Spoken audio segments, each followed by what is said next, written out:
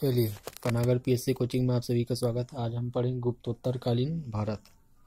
क्या पढ़ेंगे? गुप्तोत्तरकालीन भारत। तो 500 ईस्वी के बाद का जो काल, जो जितने भी वंश थे इसमें सम्मिलित होंगे। तो ये लगभग 750 ईस्वी तक। तो चलिए बताता हूँ पुष्यभूति वंश। तो इसी में तो इसके जो जानकारी के स्रोत हमको मिलते हैं, इसका जो जानकारी मिलता है हमको बाणभट्ट का एक हर्षचरित। बाणभट्ट एक क्या कौन थे? कवि थे। उनकी रचना थी एक हर्षचरित, वहां से मिलती है।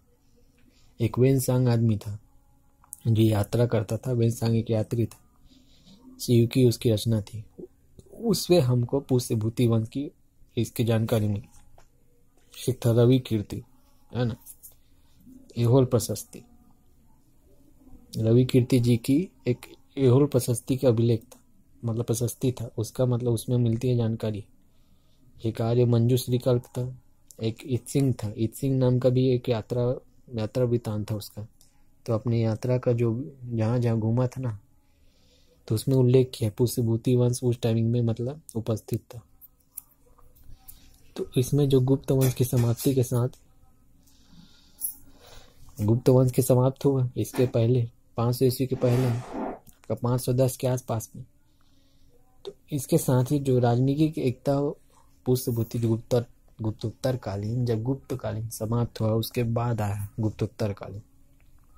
तो इसमें हुआ क्या? इसमें तो हुआ ये चीज, जो राजनीतिक एकता जो थी गुप्त काल में वो सब पूरा हट गया, उसका पतन हो गया। और छोटे छोटे वंशों में पूरा बढ़ गया भारत।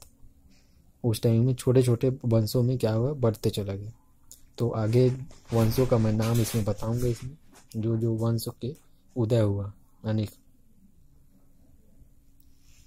तो एक पुष्यभूति वंश है। तो पुष्यभूति नाम का एक व्यक्ति था, है ना। तो उसी ने मतलब क्या किया, पुष्यभूति वंश की स्थापना की। इसकी राजधानी थी थानेश्वर। इसकी राजधानी लिख देता हूँ। इसकी राजधानी क्या थी? थानेश्वर। इसको याद रखना, थानेश्वर याद रखना आप, ठीक है। इसको वर्धन वंश भी बोला जाता है। इसको क्या बोला जाता है? वर्धन वंश। वर्धन वंश भी इसको बोला जाता है। तो वेनसांग के विवरण में क्या, आर्य मंजूश्री कल्प में वर्धनों को वैश्व कहा जाता है। क्या बोल रहा हूँ? वेनसांग के विवरण में और आर्य मंजूश्री कल्प में, है ना।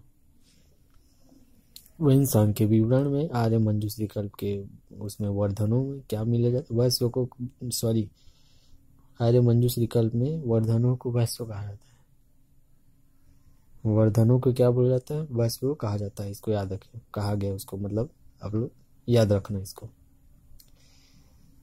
इससे जो पुष्यभूति वंश का ना वास्तविक संस्थापक कौन था? एक प्रभाकर वर्धन। उसी के नाम पर वर्धन वंश को बोला जाता है। इसका वास्तविक संस्थापक कौन था? एक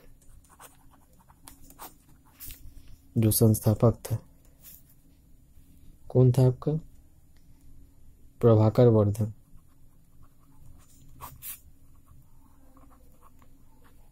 कौन थे आपके भी? प्रभाकर वर्धन थे। और राजधानी कहाँ थी? थानेश्वर, जो हरियाणा के अंबाला में जिले में स्थित है। कहाँ आपका? हरियाणा के कहाँ? अंबाला में स्थित है। इसको याद रखिएगा। हरियाणा जिले मतलब राज्य के उसके अंबाला में उपस्थित थानेश्वर। इसको याद रखिएगा। उसको राजधानी बनाया कौन? आपका प्रभाकर वर्धन, जो पहले से ही था। वो कहाँ चेंज हुआ था? पहले तो वो भी था, थानेश्वर था। अब इसके जो सर्व प्रसिद्ध मतलब प्रसिद्ध शासक थे, इसको बस याद रखना। इन्हीं को ही पढ़ना है हमको, हर्षवर्धन के बारे में। बाकी कोई मतलब नहीं। प्रसिद्ध शासक थे ही, एक शासक का नाम था हर्षवर्धन। इन्हीं को हमको याद रखना है। तो इन्होंने, इनका जो राजधानी इनकी थी कन्नौज थी। आपका दिल्ली के पास राजधानी क्या थी? कन्नौज। कन्नौज, ठीक है। इसको याद रखिए, कन्नौज के आसपास है। शासन इसका था 606 से 647 ईस्वी तक था। 606 से 647 ईस्वी तक था, इसको याद रखना। हर्षवर्धन का ये कहाँ थी राजधानी? कन्नौज थी। तो उस टाइम में दरबारी कवि कौन था? एक दरबारी कवि था बाणभट्ट।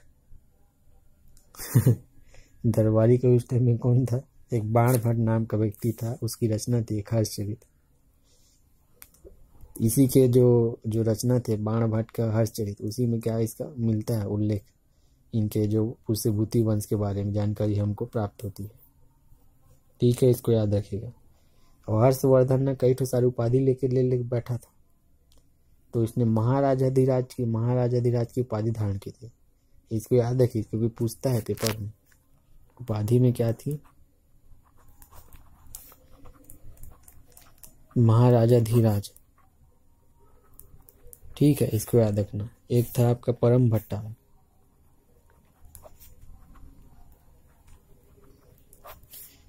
महाराजाधिराज, परम भट्टा, 2 उपाधि इसने धारण की थी। ठीक है, इसको याद रखना। विदेशी यात्री एक था वेनसांग, जिसको मैं बताया है ना। तो यात्रियों का राजकुमार कहा जाता था किसको? वेनसांग का, क्योंकि बहुत सारे यात्रा करता था वेनसांग। इसको यात्रियों का, इसलिए इसको राजकुमार कहा जाता था। एक नीति का पंडित भी बोला जाता था इसको, है ना, शाक्य मुनि द्वारा। नीति का पंडित या शाक्य मुनि इसको बोला जाता था, इसको याद रखना। इसकी एक रचना थी सीयू की। क्या रचना थी? सीयू की रचना थी, इसको याद रखना।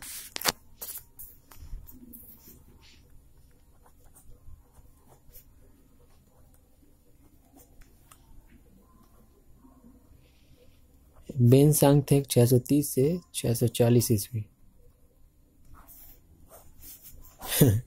वेनसांग थे इन मतलब इसी के समय आया था बीच में, इनके पहले आया नहीं था। ये क्या करता, घूमता रहता था, यात्रा मतलब 630 से 640 ईस्वी तक क्या था, घूमता रहता था यात्री। भारत में आया था। कहाँ आया था? भारत में आया भाई, इसी के समय। इसको पूछता है पेपर में, इसको याद रखना। हर्षवर्धन काल 606 से 647, इसको अभी याद रखिएगा आप लोग। और हर्षवर्धन क्या था? एक खुद कवि था उसने, है ना, इसको भी याद रखना। खुद कवि था, इसने भी इसकी रचना थी। इनकी रचना को याद रखना। एक था रत्नावली। क्या था? एक रत्नावली था, एक नागानंद था। एक नागानंद था, एक प्रियदर्शिका था।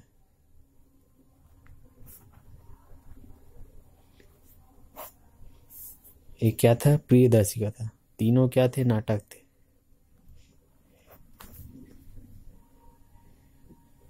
तीनों क्या थे?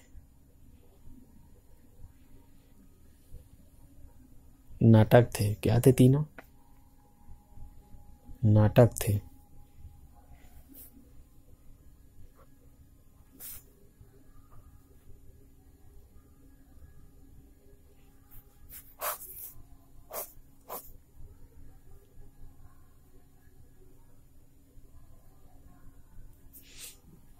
रत्नावली, प्रियदर्शिका, नागानंद, तीनों क्या थे? एक नाटक थे। इसको आप लोग याद रखिएगा।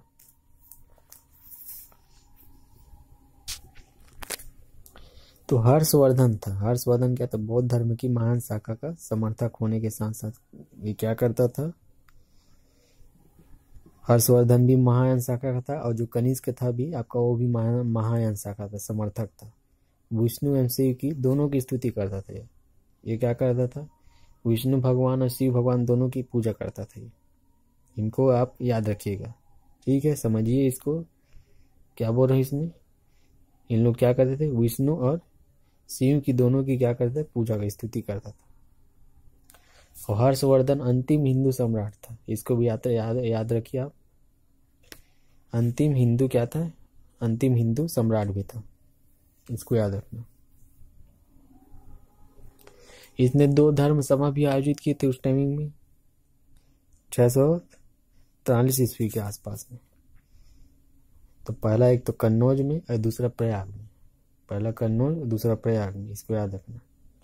कन्नौज का अध्यक्ष कौन था? वेनसांग। उसको वो उत्तराधिकारी बना दिया गया था उसी टाइम में। जो प्रयाग में एक परिषद बना था, मतलब एक सभा बनी थी, उसको मोक्ष परिषद बोला जाता था। 2 धर्म सभा आयोजित की गई थी 643 ईस्वी के आसपास, कन्नौज और आपका प्रयाग में, इलाहाबाद जिसको बोला जाता है, इलाहाबाद प्रयागराज, इसको याद रखिए। और इसने हर्ष संवत चलाया 606 में, जैसे ही मतलब गद्दी पर बैठा 606 में ही आपका हर्ष संवत चला दिया इसने, इसको याद रखना। उपाधि तो बता चुका हूँ इसमें। जो दक्षिण केसरी के हूण के केसरी की भी उपाधि धारण की थी इसने, दक्षिण केसरी की भी इसने उपाधि धारण की थी। सम्राट की भी उपाधि धारण की थी इसने। और राजपुत्र शीलादित्य की भी उपाधि धारण की थी। शीलादित्य की भी इसने उपाधि धारण की थी। मगधराज की भी उपाधि धारण की थी। एक सकलोत्तर पथनाथ की भी धारण, मतलब उसकी उपाधि धारण की थी। एक परम भट्टारक नरेश, सकलोत्तर पथ, इसका नाम थोड़ा ना अजीब टाइप का है, सकलोत्तर पथनाथ, वो मुंह में जुबान में आता नहीं है। एक परम भट्टारक नरेश आदि, तीनों सभी का क्या उसने क्या कि उपाधि धारण किया। इसका जो साम्राज्य था ना उस टाइम में, हिमालय से दक्षिण नर्मदा नदी तक था। हिमालय से लेकर नर्मदा नदी तक था।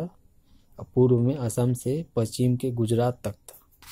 इसको याद रखिए, है ना। और इसका जो चालुक्य शासक था पुलकेशिन द्वितीय, इसी का समकालीन था। जो नर्मदा नदी के तट पर जो पराजित किया गया इसको हर्षवर्धन पराजित हो गया पुलकेशिन द्वितीय से। इसकी एक प्रशस्ति है, एहोल प्रशस्ति, वहाँ 634 ईस्वी में उसका लिखा गया, उसमें उल्लेख किया गया है। इसको याद रखिएगा, ठीक है। इसी के समय में त्रिपक्षी संघ, इसकी जब मृत्यु हुई ना हर्षवर्धन की, तो कन्नौज में फिर उत्तराधिकारी के लिए मतलब लगे गए, मतलब कौन सा वंश मतलब जीतेगा ऐसे, उसको जीतने के लिए कन्नौज को। तो त्रिपक्षी संघर्ष हुआ उस टाइम। पाल वंश और गुर्जर प्रतिवाल वंश थे, एक राष्ट्रकूट वंश। तो तीनों जो वंश थे उनमें क्या हुआ, त्रिपक्षी संघर्ष हुआ, युद्ध हुआ।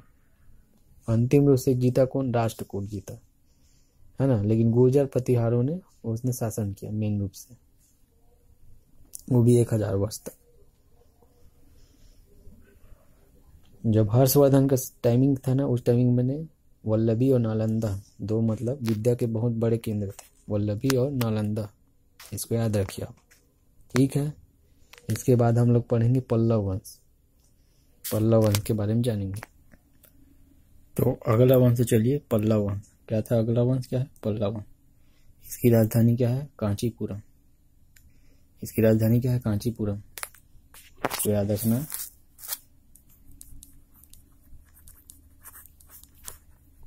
कांचीपुरम ये कहाँ है आपका, तमिलनाडु।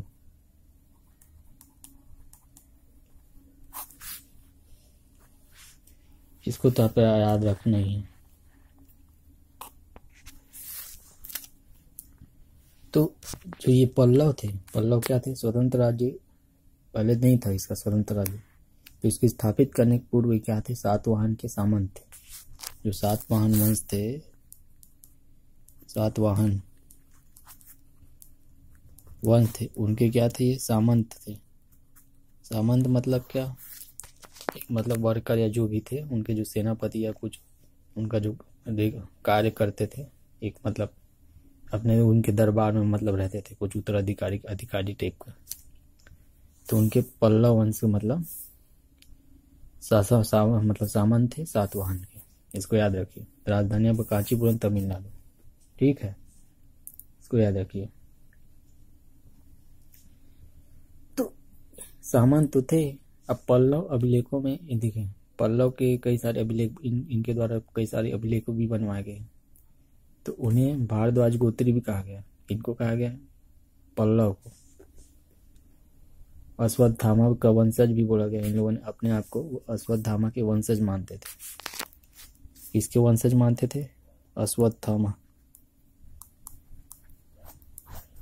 ये सब ऐसे ही मानते हैं, लेकिन आप लोग जब मानते हैं तो लिख लीजिए, मैं ये नहीं बोल रहा हूँ किसी धारा उसमें नहीं जा रहा हूँ।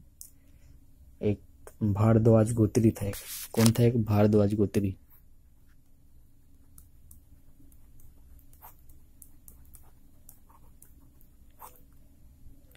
कौन था? भारद्वाज गोत्री नाम का अश्वत्थामा और एक भारद्वाज गोत्री, दो नाम थे इसके अभिलेखों में, जो उनके वंशज के रूप में जानते थे इसको। प्रथम जो पल्लव शासक था, एक पल्लव शासक पहला कौन था? विष्णुगुप्त नाम का एक व्यक्ति था, इसको याद रखना। प्रथम शासक था विष्णुगुप्त।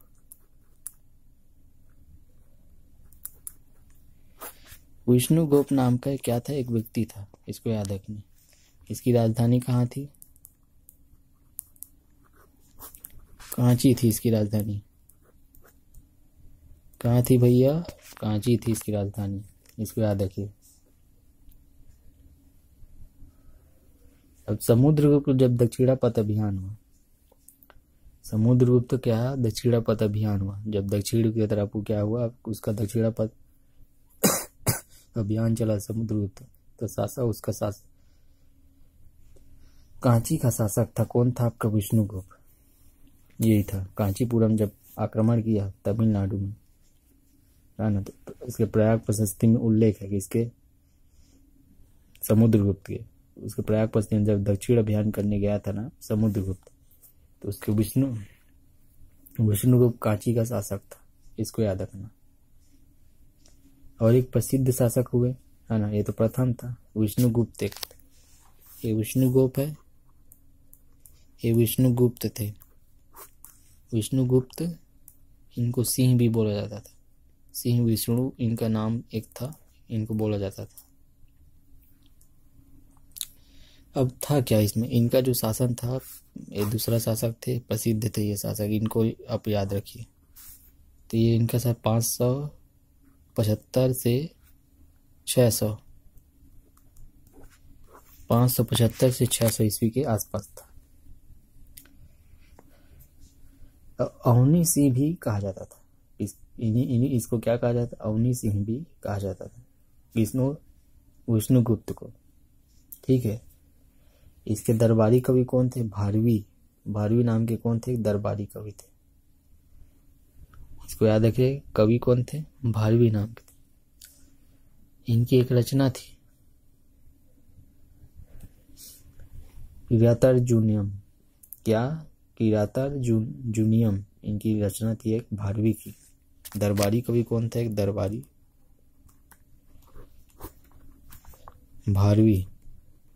भारवी कौन थे? इसके दरबारी कवि थे। रचना कौन थे? रचना इनके द्वारा क्या लिखा गया था?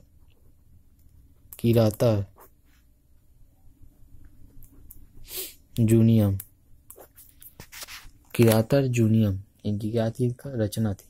राजधानी कांची, इसको याद रखिए। तो निर्माण क्या हुआ इसका? देखिए, निर्माण हुआ मामल्लपुरम।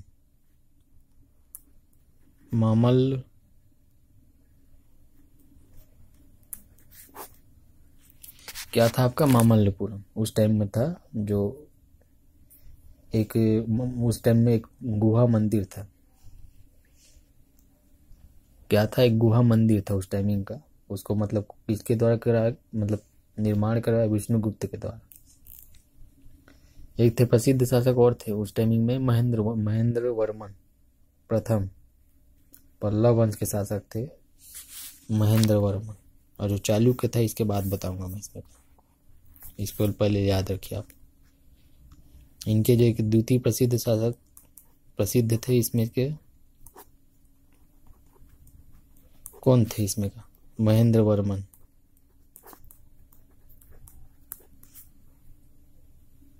प्रथम है महेंद्र वर्मन, क्या है आपका? प्रथम है इसमें का।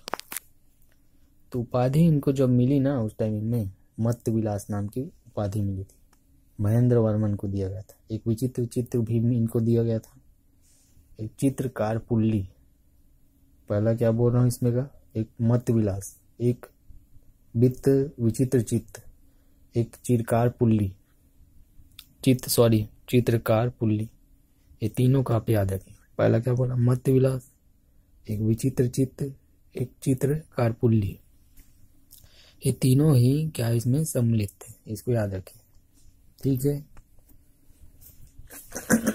उपाधि के रूप में, सॉरी इसमें उपाधि है, रचना उचना नहीं है भाई, रचना मत कर देना, इसमें गड़बड़ हो जाएगा आप लोग का। ये 600 से आपका 630 ईस्वी तक इनका शासनकाल था। ठीक है। एक नाटक था इनका, नाटक लिखा इनके द्वारा गया। अब नाटक, क्या नाटक था, मत विलास एक नाटक था।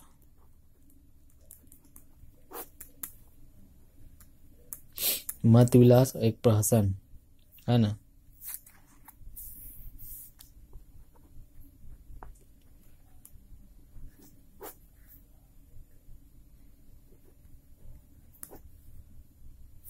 क्या बोल रहा हूँ, नाटक लिखा इसने मत विलास, एक प्रहसन,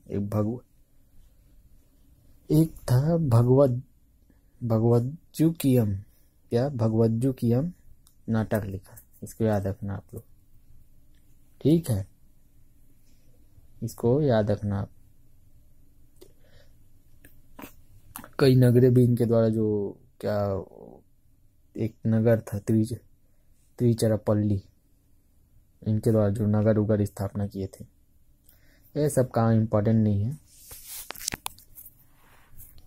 एक याद रखिए आप, महेंद्रवाणी।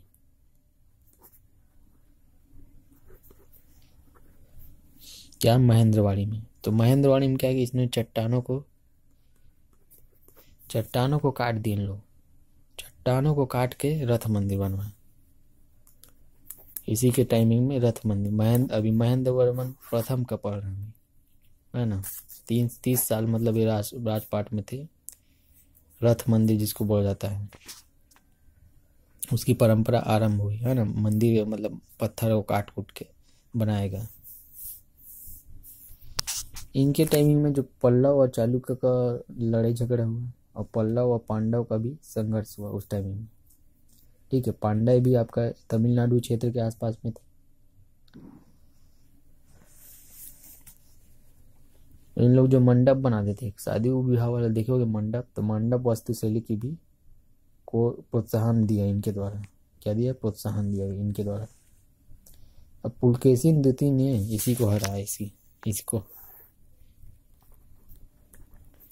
जो चालुक्य वंश का था। ये चालुक्य कौन से वंश का चालुक्य वंश था, ये पुलकेशिन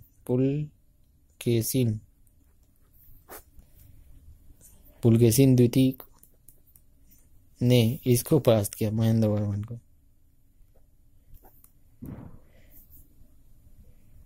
परास्त किया। इसमें लिख दिया हम, परास्त किया। इसको किया भैया महेंद्र वर्मन प्रथम को। पुलकेशिन द्वितीय नंबर, दूसरे नंबर का, सेकेंड नंबर का था। एक था नरसिंह वर्मन प्रथम, इसी का प्रतापी शासक था। एक और इसी में ऐड कर देता हूँ। ये लग रहा है दूसरा वीडियो बनेगा इसका, एक वीडियो में कंप्लीट नहीं होगा। एक था नरसिंह वर्मन, अलग दूसरा शासक है ना, ये अलग याद रखना आप लोग। नरसिंह वर्मन ये प्रथम था, इसको ऐसे बना दिया प्रथम। अब ये क्या किया, इसने वातापी कोण की उपाधि धारण की, इसको भी याद रखना। वातापी कोण की उपाधि इसने ली। क्या बोल रहा हूँ, वातापी कोण की इसने उपाधि ली। तो ये 630 से 68, इसको याद रखना। 630 से 668, इसको याद रखिए आप लोग। 630 से 668 ईस्वी तक। तो इसने क्या किया, पुलकेशिन द्वितीय को पराजित किया। क्या किया इसने, पुलकेशिन द्वितीय को क्या किया इसने, पराजित किया।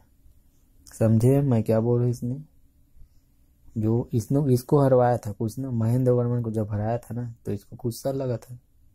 तब क्या किया, नरसिंह वर्मन प्रथम जाके इसको हराया, पुलकेशिन द्वितीय को पराजित किया, इसको हरवाया।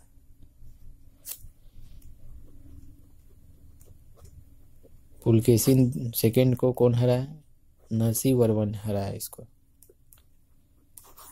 ये पुलकेशिन द्वितीय उसको भी हराया था, हर्षवर्धन को, नर्मदा नदी के तट पर के 2 लोग को हरा चुका था। फिर लास्ट में उससे प्रतापी शासक आया नरसिंह वर्मन और इसको हराया और इसके पीठ में क्या कर दे, विजय शब्द का गुदवाया, इसके पीठ में विजय लिखवा दिया गया। उसके पीठ में इसके कुर्रम में एक दान पत्र है, उसमें इसमें उल्लेख है, उसमें लिखा गया है कि उसने जैसे जीता नरसिंह वर्मन ने तो उसके पीठ में विजय लिखवा दिया उसके पीठ में। इसको याद रखना आप लोग। इसको महामल्ल भी बोला जाता है नरसिंह वर्मन को, क्योंकि असाधारण काम किया था। ये 2 लोग को हरा चुका था, बड़े बड़े सम्राट। तो अब ये इसको हराने वाला एक प्रतापी शासक। अब इनमें जैसे कि अभी ये तो हो गया आपका पल्लव, एक थे फिर आपका पुलकेशिन, चालुक्य पढ़ेंगे इसके बाद। ये वीडियो तो एक वीडियो में नहीं होगा, 2 वीडियो लगेगा। और इसने लंका को भी जीत लिया था, श्रीलंका को, लंका को पूरा जीत लिया था। ये कौन, नरसिंह वर्मन। क्योंकि इधर तमिलनाडु वाले क्षेत्र में ही पूरा विस्तारित था ना, ये तमिलनाडु पूरा ये क्षेत्र ऐसे कवर था, केरल का और ये क्षेत्र कवर था। तो उसमें तो अगल बगल था, ज़्यादा दूर थोड़ी था लंका, तो लंका को पूरा हथिया ले थे। एक शहर बसाया इसने, महाबलीपुरम, महाबलीपुरम शहर बसाया। ये कहाँ है आपका, तमिलनाडु में ही है, इसको याद रखना। एक सप्तरथ मंदिर बनाया, कौन सा मंदिर, सप्तरथ, 7 रथ मतलब इसका बोलने का मतलब 7 रथ मंदिर बनाया। इसके पहले मैं बनाया था जो चट्टान से निर्मित एक मंदिर बनवाया था इसी के द्वारा। कौन सा मंदिर बनाया इसने, एक तो मंदिर अभी मैं बताऊं इसमें का,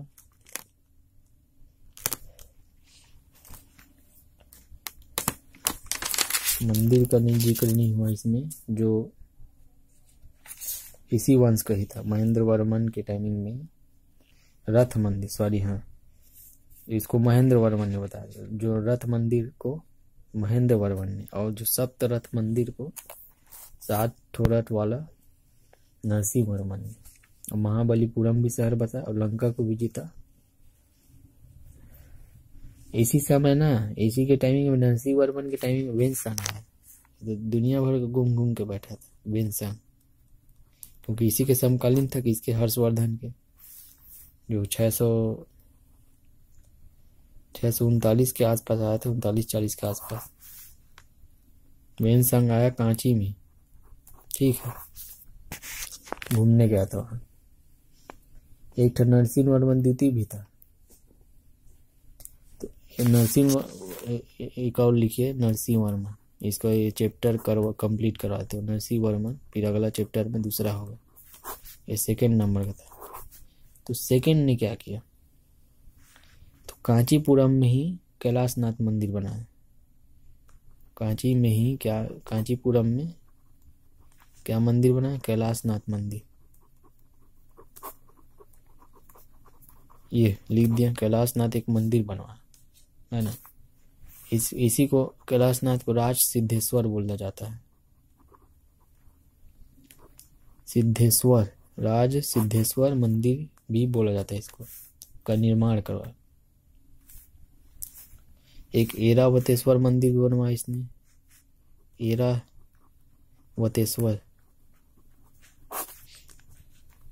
एरावतेश्वर मंदिर इसने बनवाया कांची में। कहाँ आपका, कांची में बनवाया, इसको याद रखना। कैलाशनाथ मंदिर नरसिंह वर्मन, और जिसको राज सिद्धेश्वर बोला जाता है, और जो कांची में ही ऐरावतेश्वर मंदिर का भी निर्माण किसने किया, नरसिंह वर्मन द्वितीय ने। प्रथम ने क्या कर बनवाया था, उसने महाबलीपुरम बसाया, शहर बनाया और लंका को भी जीता और 7 रथ वाला मंदिर बनवाया, इसको याद रखना। और इसने क्या किया, नरसिंह वर्मन 2nd ने, जो महाबलीपुरम जो शहर था ना, उसके समुद्र तटी पर क्या मंदिर बनवाया कई सारे, जो समुद्र तट के किनारे ये क्या किया, मंदिर बनवाया। किसके तट के, महाबलिपुरम शहर के। एक था महाकवि, कवियों का कवि, महाकवि था डंडिन नाम का।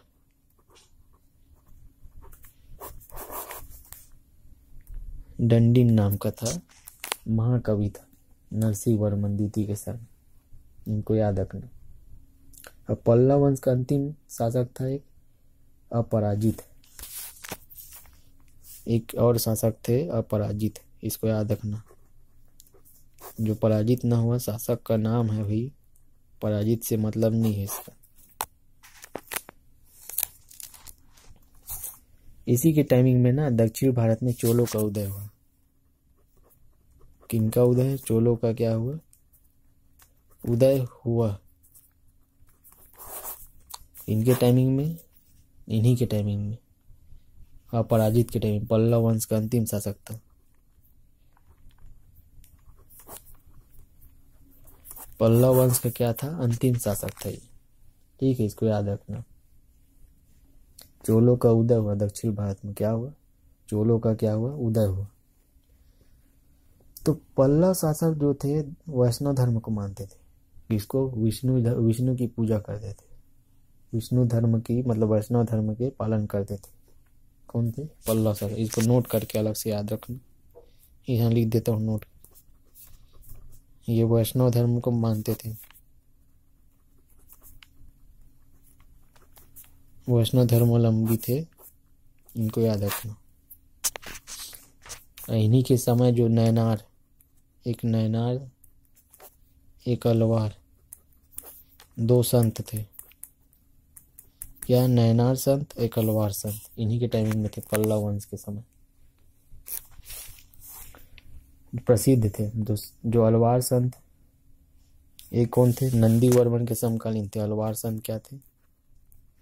ये थे आपका नंदी वर्मन के समकालीन थे, उनके कालीन थे। अजय नैनार संत आप देखेंगे इसका उत्तर वाले हिस्से में मिलेंगे आपको। अब ब्राह्मणों का जो उन्नति काल पहले दब चुका था, बाद में फिर ना इन्हीं के टाइमिंग में जो पल्लव शासक में ब्राह्मणों का उदय हुआ, फिर से दोबारा जो ब्राह्मण थे उनका फिर दोबारा उन्नति का काल में आया। पल्लव को वास्तुकला जो दक्षिण की द्रविड़ शैली पर आधारित है। इनकी जो वास्तुकला थी, जो कला थी, जो द्रविड़ शैली ही आपका इनका पल्लव का, उन्हीं के मतलब जो डिजाइनिंग मतलब था वो द्रविड़ शैली का था। जो टेक्निक था उनका बनाने का द्रविड़ीय शैली था। और रथ मंदिर का निर्माण इन्हीं, जो सप्त पगोड़ा मंदिर भी बोला जाता है, और 9वीं शताब्दी तक इनका अंत हो चुका था।